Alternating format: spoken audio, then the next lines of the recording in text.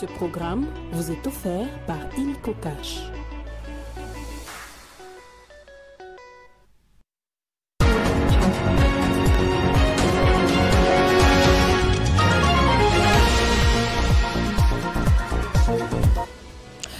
Le pape François est décédé ce lundi alors qu'il était apparu publiquement le dimanche à la basilique Saint-Pierre de Rome depuis sa longue hospitalisation il y a un mois. Le souverain pontife était âgé de 88 ans. Expo Béton 2025, le salon professionnel a tiré ses rideaux à Lubumbashi dans le Haut-Katanga. La cérémonie de clôture des travaux a été présidée au nom du président de la République par la première ministre Judith Suminwa. Supposée réduction de la présence diplomatique des États-Unis en Afrique dans le cadre d'une réorganisation structurelle totale du département d'État, Washington rejette cette information de New York Times. Nouveau journal sur Télé 50. Bienvenue à tous. On commence par cette note noire en religion avec les décès du pape. C'est un décès inopiné puisqu'il était apparu dimanche lors de la célébration de la messe des Pâques. Vous l'avez certainement suivi. C'était au balcon de la basilique Saint-Pierre de Rome. L'église catholique est donc en deuil. Elle a perdu son souverain. On va voir ça tout à l'heure dans ces récits des Diamouétés, son souverain pontife, le 266e pape François. Il a rendu son dernier souffle ce lundi à 7h35 à l'âge de 88 ans. Il luttait depuis plusieurs mois contre une maladie pulmonaire chronique. Comme nous renseigne ces récits, j'ai l'annoncé de Nathan Diamouété. Ce matin à 7h35, le pape François a regagné la maison du Père. C'est son éminence, le cardinal Farrell, qui fait l'annonce. Con profondo dolore devo annunciare la morte del nostro Santo Padre Francesco. Le 21 avril 2025 restera assurément gravé dans la mémoire de l'Église universelle, surtout pour ceux qui portent les valeurs du pape François. Il est fatigué, mais il avait envie de montrer qu'il est là avec nous, donc ça c'est important.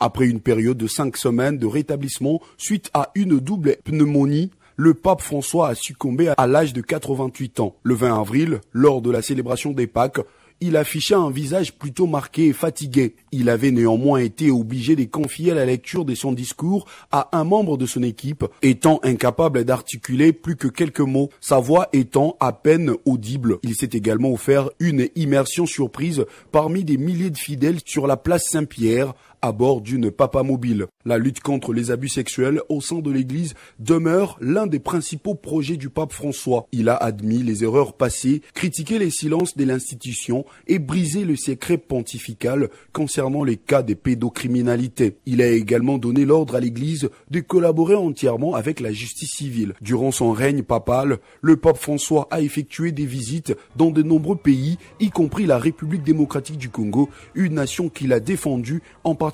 contre les conflits qui la ravagent à l'Est. Au-delà des prières pour un retour à la paix, il a démontré un dévouement constant pour soutenir la paix, la justice et le progrès dans cette nation. Le Saint-Père avait le 31 janvier 2023 à Kinshasa délivré un message sans équivoque aux entreprises multinationales en s'opposant au colonialisme économique en Afrique. Éloignez vos mains de l'Afrique. Un message qui demeure profondément ancré dans la mémoire des Africains, en particulier des Congolais aspirant à la paix. Pas de corruption. Tous ensemble, nous disons pas de corruption. Le pape François se présente aujourd'hui comme un pape réformateur, soucieux de plus démunis et résolument orienté vers les futurs. Son règne papal a marqué un tournant pour l'Église en matière des questions sociales, écologiques et diplomatiques. Notons que l'élection du souverain pontife a eu lieu en 2013 suite à la démission des Benoît XVI. Durant toute la durée de son pontificat, le premier pape d'origine latino-américaine a dirigé l'Église catholique, a œuvré pour la modernisation de cette dernière, insistant particulièrement sur la nécessité de la solidarité, y compris en ce qui concerne les migrants. Et puis les réactions pleuvent depuis l'annonce ce matin du décès du souverain pontife. Le pape François voulait que l'Église apporte la joie et l'espoir aux plus pauvres, qu'elle unisse les hommes entre eux avec la nature. C'est en tout cas ce que retiennent quelques chrétiens catholiques qui ont été joints au téléphone par Héritier Tambois. On les écoute. Le pape, pour l'Église, il est comparable à un berger. Et cette mission, Jésus l'a confiée à Pierre, qui était l'aîné de tous les apôtres, à qui il a donné l'ordre de paître ses brebis. Quant au pape François, il faut considérer que c'est un pape que j'appellerais le pape des pauvres. Déjà, son nom de règne, François, qui était un saint voué à la cause des pauvres, eh bien, ce nom-là l'a poursuivi, ou il l'a choisi volontairement parce qu'il voulait se mettre au service des pauvres. En République démocratique du Congo s'inscrit et il est venu pour essayer de consoler un peuple qui est meurtri, un peuple abandonné. Le pape François, pape réformateur de l'Église romaine catholique, considérait que les couples homosexuels pouvaient recevoir divers sacrements, notamment celui de mariage. Et il estimait qu'en tant que personne faillible comme toutes les autres, on ne pouvait pas leur priver le droit au sacrement de mariage. Mais malheureusement, plusieurs épiscopats, notamment celui africain, s'y étaient largement opposés, créant ainsi une forme de séisme silencieux au sein de l'Église. Mais comme l'Église catholique est une institution fortement organisée et que le pape était un homme très humble, il a dû reculer face à l'opposition de certains épiscopats, comme je l'ai dit, africains, mais aussi de certains pays asiatiques et même européens et latinos également. Le pape François fut un homme très humble, reconnaissant parfois ses erreurs. Voilà, c'est la raison pour laquelle il a dû reculer face à cette question, à cette problématique. Au pays, des centaines de fidèles chrétiens ont célébré la fête des Pâques dans un climat marqué par l'insécurité et la peur à Lubero, dans le territoire des Béni au Nord Kivu. Selon la société civile du secteur des Bapéré, des affrontements ont éclaté ce dimanche entre un groupe de combattants appelés vérandistes et des miliciens IRA dans la localité de Kaekou.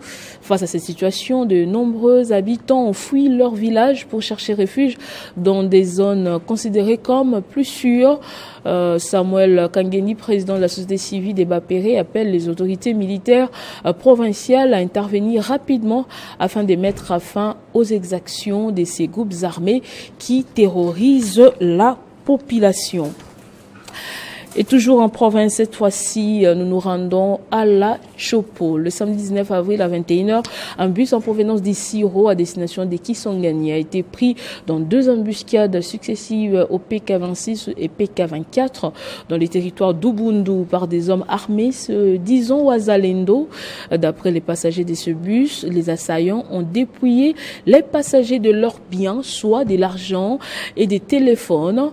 Ils ont enlevé puis torturé le chauffeur qui a été libéré après paiement d'une rançon. Les femmes ont été forcées de descendre du bus et fouettées.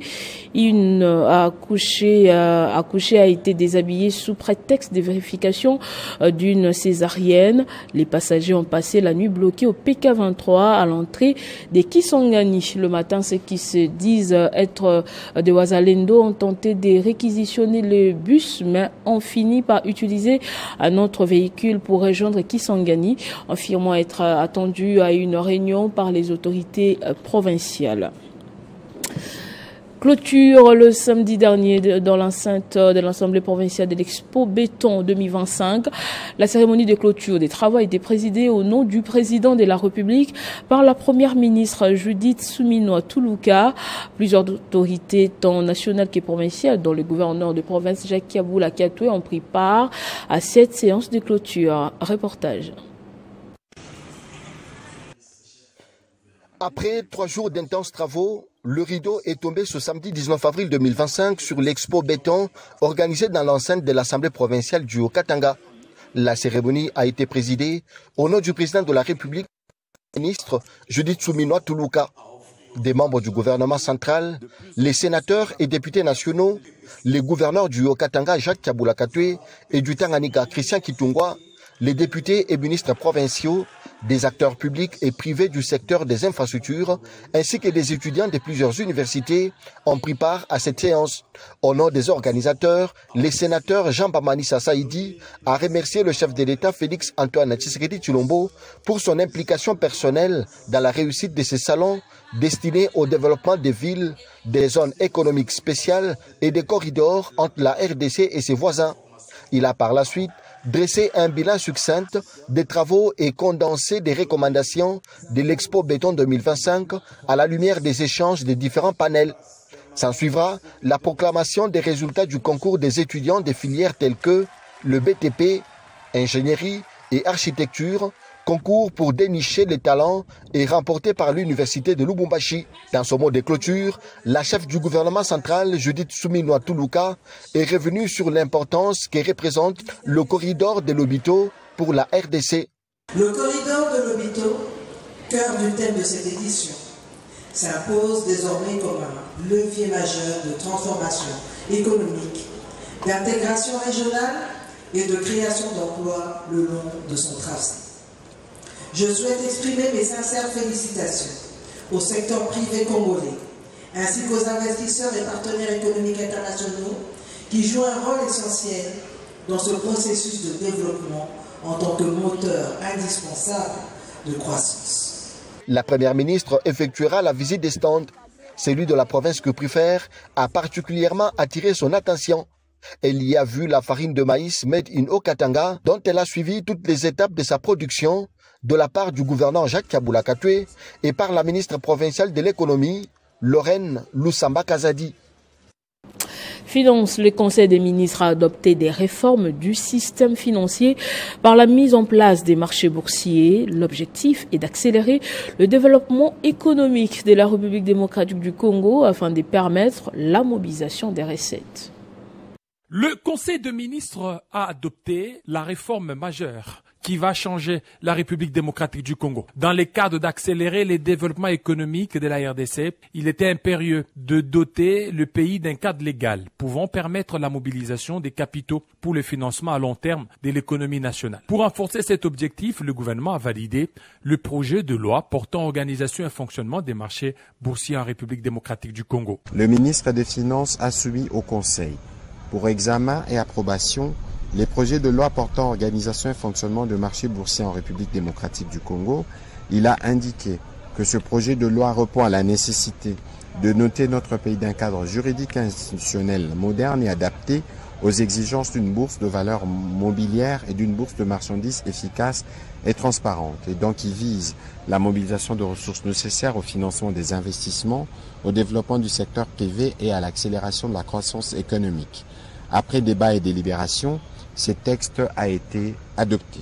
Ce projet comprend 8 titres et aborde plusieurs problématiques, dont notamment celles relatives à l'institution d'une bourse des valeurs mobilières et d'une bourse des marchandises en RDC, d'une autorité des régulations des marchés financiers, d'une ou des entreprises du marché, des organismes des placements communs, des banques des règlements et dépositaires centraux des titres. Cette réforme vise à favoriser le financement des investissements et développement du secteur privé pour une accélération de la croissance économique adéquate aux défis de la République démocratique du Congo. Selon un projet de décret présidentiel dévoilé par le New York Times, alors que nié par le chef de la diplomatie américaine, les États-Unis pourraient considérablement réduire leur présence diplomatique en Afrique dans le cadre d'une réorganisation structurelle totale du département d'État. D'après ce média international, ce projet de restructuration prévoit notamment la suppression des bureaux du département d'État chargés du changement climatique, de la démocratie et des droits humains. Les États-Unis d'Amérique envisagent de réduire leur présence diplomatique en Afrique dans le cadre d'une réorganisation structurelle totale du département d'État selon un projet de décret présidentiel. Ces documents appellent à une refonte de ces ministères au cœur de la diplomatie américaine d'ici le 1er octobre de l'année en cours, avec pour objectif de rationaliser l'exécution des missions, faire rayonner la puissance américaine à l'étranger, réduire les gaspillages, les fraudes et les abus et aligner les départements d'État sur la doctrine stratégique de l'Amérique d'abord. Un projet dévoilé par les New York Times et nié hier par les chefs de la diplomatie américaine, Marco Rubio, qui a écrit sur son compte X que c'est une fausse information, assurant que le journal avait été victime d'un nouveau canular. À en croire New York Times, ces projets de restructuration prévoient notamment la suppression des bureaux du département d'État chargés du changement climatique, de la démocratie et des droits humains. Mais les plus grands changements consistent en la réorganisation de la présence diplomatique américaine en 4 régions différentes: l'Eurasie, le Moyen-Orient, l'Amérique latine et l'Asie-Pacifique.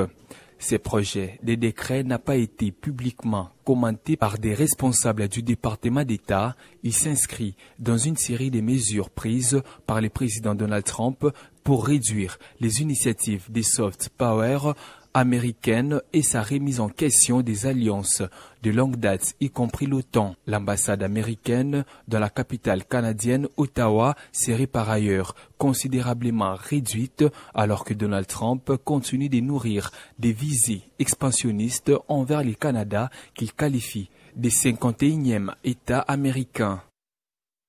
À présent, Illico Cash Ligue 1, les playoffs démarrent ce mercredi sur 2 sites avec 3 matchs au programme. Sur les continents, les Lionceaux de l'Atlas du Maroc ont remporté la Coupe d'Afrique des Nations de moins de 17 ans.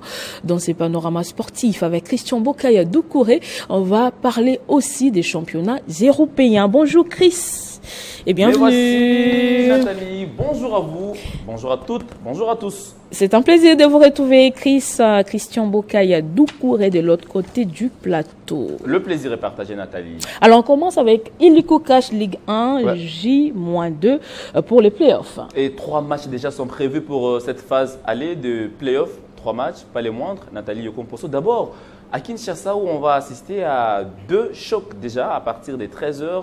Où la S Maniema Union affrontera la F Angevert. Ce sera déjà à partir des 13h. Et juste après ce match, toujours au stade de Marseille de la Pentecôte, il y aura un autre duel entre les Aigles du Congo et l'association sportive Vert Club. Ce match se jouera bien sûr sur le coup de 15h, toujours au stade de Martyr. Et puis à Lubumbashi, au stade Kibasa Madiba, le FC Tanganyika sera reçu par le FC Saint-Éloi Lupopo. Cette étape décisive du championnat s'annonce rude puisque plusieurs clubs nourrissent des ambitions déjà déterminées sur le podium. Et on attendra la fin pour voir les 3 clubs qui seront sur le podium et les vainqueurs de la Coupe du Congo qui va s'associer à ce dernier pour bien évidemment représenter les pays aux interclubs de la CAF.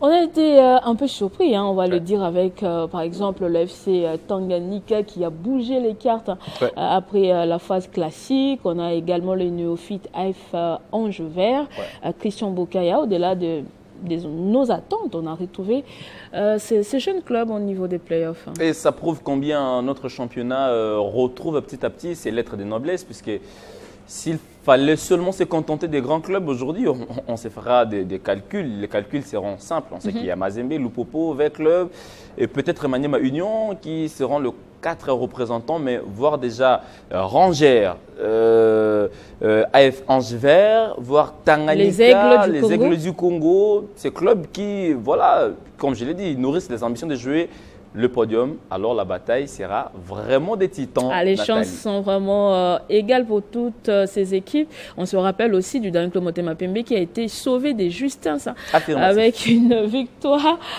contre Maniema Union à Kindu. Ouais. Interclub de la CAF Berkane fait un grand pas vers la finale.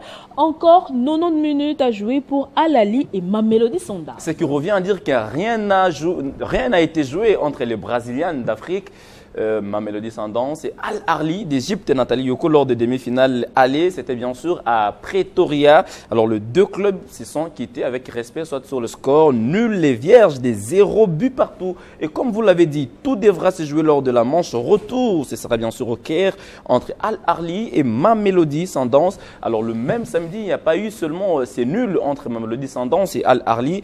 Dans l'autre duel égypto-sud-africain, Orlando Pirates et Pyramide FC se sont quittés sur la force égale des 0 buts partout. Mais il s'est passé un scénario dingue lors de ce match où 2 buts des Pyramides, dont un des fistons Maïl et Kalala, ont été annulés pour position litigieuse. Alors l'attaquant congolais se disait, voilà, avec 2 buts déjà à l'aller, il pourrait mettre son club sur les eaux paisibles. Ce qui n'a pas été le cas. En Coupe de la Confédération, par contre, il y a eu des buts, Nathalie, et c'est bien sûr la Renaissance sportive des Berkane qui a fait un grand pas vers la finale après sa victoire écrasante des 4 buts à 0 devant les CS Constantine. De son côté, l'AS Simba, les CS Simba de la Tanzanie a fait l'essentiel en s'imposant petitement devant Stellenbosch d'Afrique du Sud. 2 joueurs congolais étaient bien sûr sur le terrain. Il s'agit de Fabrice Ngoma Luamba et de Elie Panzo, tous 2 anciens joueurs des 20 clubs. CAN U17, le Maroc trône. Et c'était bien sûr face à la formation du Mali, c'était pas facile. Le tout premier sacre des Lionceaux de l'Atlas du Maroc. Alors, dans une rencontre disputée équilibrée, les Aiglonnais du Mali ont su rivaliser avec les Lionceaux de l'Atlas, notamment au cours de la première période supérieure en matière de possession 53 contre 47. Nathalie, les Maliens ont toutefois peiné à concrétiser leur emprise, ne parvenant à cadrer à peine que 2 frappes. La décision s'est finalement jouée lors de la redoutable séance des tirs au but. À cet exercice, comme on peut bien voir en image, ce sont plutôt les Lionceaux de l'Atlas qui se sont montrés plus lucide en s'imposant avec 4 tirs réussis contre 2 du Mali et en s'offrant bien sûr cette coupe. On s'est dit, le Maroc qui est dans ce championnat. Et là, vous avez fait comme un arbitre. Oui. Quand le match est terminé, c'est la fin pour Christian Bokaya. Merci beaucoup Nathalie. Merci à vous Christian pour tous ces détails. On vous retrouve à 19h45 pour le journal des sports. Merci beaucoup. Et ce journal est terminé. Place au rappel des titres. Le pape François est décédé ce lundi alors qu'il était apparu publiquement le dimanche à la basilique Saint-Pierre de Rome depuis sa longue hospitalisation il y a un mois. Le souverain pontife était âgé de 88 ans. Expo Béton 2025, le salon professionnel a tiré ses rideaux à Lubumbashi dans le Haut-Katanga. La cérémonie de clôture des travaux a été présidée au nom du président de la République par la première ministre Judith Suminwa. Supposée réduction de la présence diplomatique des États-Unis en Afrique dans le cadre d'une réorganisation structurelle totale du département d'État, Washington rejette cette information du journal New York Times. Restez avec nous, tout de suite c'est le...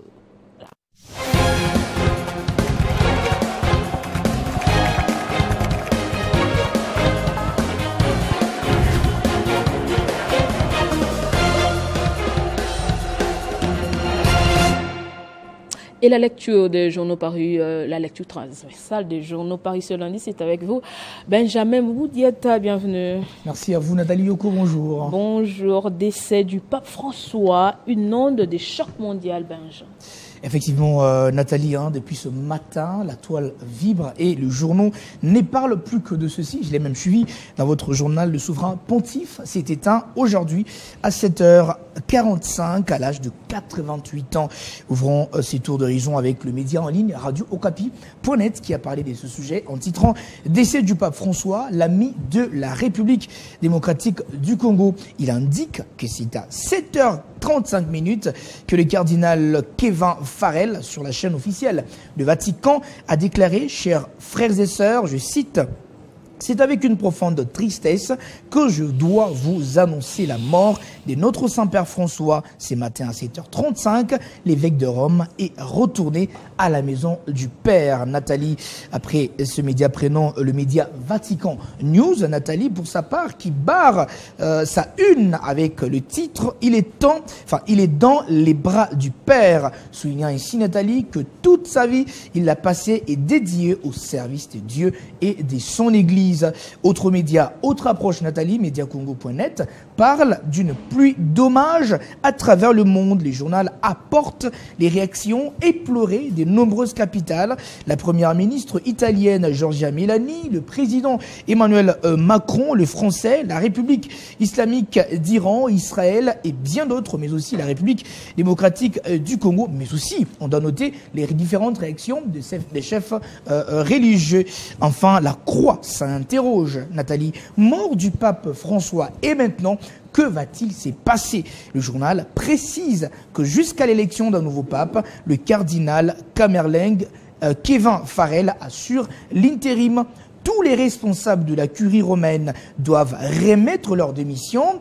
Le conclave se tiendra d'ici 15 à 20 jours et ce sont environ 130 cardinaux électeurs, dont près de 80% nommés par François lui-même, qui auront la chance d'élire son successeur. Donc on a à attendre à peu près 20 jours pour que la fumée blanche sorte encore du Vatican. Que son âme repose en paix, Benjamin. On va poursuivre cette fois-ci à Walikale, insécurité persistante et structure sanitaire à genoux. Et bien justement, Nathalie, dans la zone des santé rurale de Walikale par exemple, au nord Kivu, les conditions de vie se dégradent du jour au lendemain depuis son emprise par le rebelle du 23 AFC. Les structures sanitaires ont été pillées par le rebelle et certaines ont dû fermer temporairement faute de pouvoir fonctionner selon les médias. C'est ce que rapporte le média actualité.cd, Nathalie, qui évoque un centre de santé entièrement dévasté, le système solaire détruit, la chaîne de froid rompue, portes et fenêtres arrachées. L'infirmier titulaire lance un appel urgent aux autorités pour sauver ce qui peut être encore sauvé. La situation là-bas est alarmante.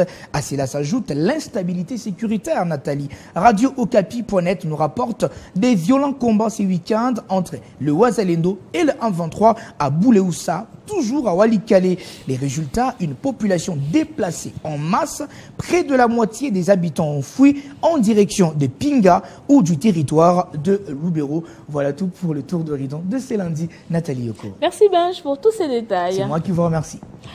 Merci également à vous de nous avoir suivis de partout. L'information reste en continu et en temps réel sur votre télévision.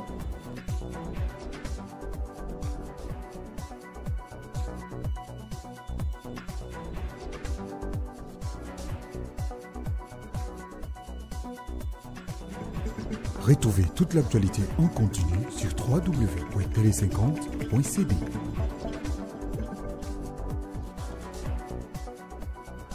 Ce programme vous a été offert par Illico Cash.